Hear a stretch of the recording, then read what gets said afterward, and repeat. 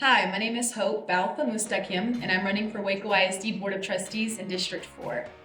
For the past 13 years, I've been an active advocate in our community for the folks that are the most marginalized.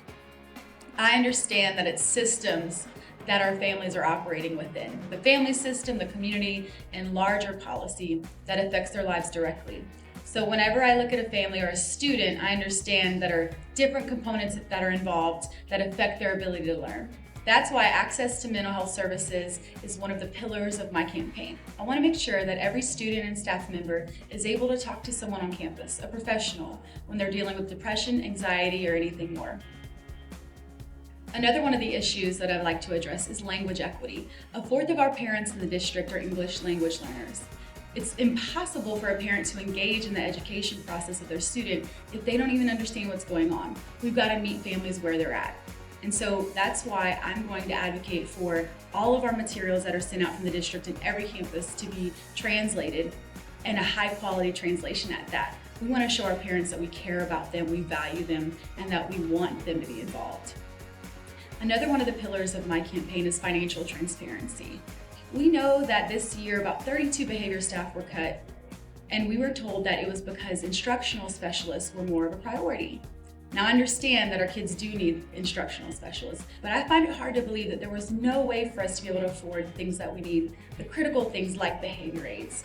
So how is it that we can't find the funds to pay our behavior staff, the people who have relationships with our kids, who are able to diffuse situations on campus, who are able to mediate and teach kids about social emotional skills? After a pandemic, which was full of trauma, grief, and loss, the last thing we needed is for our students to lose those mentors in their life, the people that they leaned on in times of crisis and stress.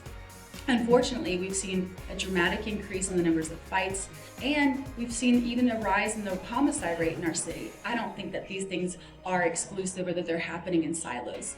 What happens in the schools bleeds out into the streets, and what happens in the streets bleeds out into the schools.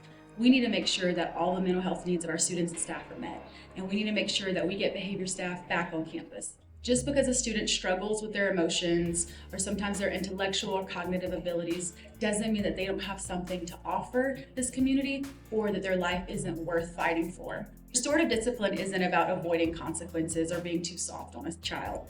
What it means is that while the child faces consequences and accountability in the classroom, that the focus is on them being restored back to their friends, back to the community of learners. Our kids have seen enough of the punitive justice system. What they need to see is people who believe in them through thick and thin. I think we all can look back and remember what it was like to be a kid. We needed a sense of belonging, a sense of safety, and to know that people would never give up on us. What our students need is to find a sense of belonging and family on campus and throughout the district. They need a way to feel safe and secure, emotionally as well. And in the end, they need a way to make money for them and their families when they get out of school. They need to have a trade or a skill that they can rely on. I want our students to be prepared to be entrepreneurs, to have skills and trades that they can go out and be successful with. We've got a 28% poverty rate in Waco that hasn't let up for about 30 years. And I think that our schools really are the hub of where that change has to happen from the inside out. Our kids have got to know how to read by the time they reach third grade. They've got to have a way to make money by the time that they leave school. And they've got to have a sense of belonging and safety within this community of learning that then they can carry out into the larger community.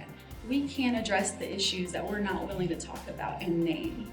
I know sometimes it's hard to seem like you're negative or that you focus on the bad things. But that's not true. We have to be able to talk about the things that we want to change so that we can find evidence-based solutions that work. I'm not a person that's afraid to address the elephant in the room, especially when that elephant is wreaking havoc on our students' lives. And last but not least, I want to talk about our teachers. Our educators are the backbone of our society.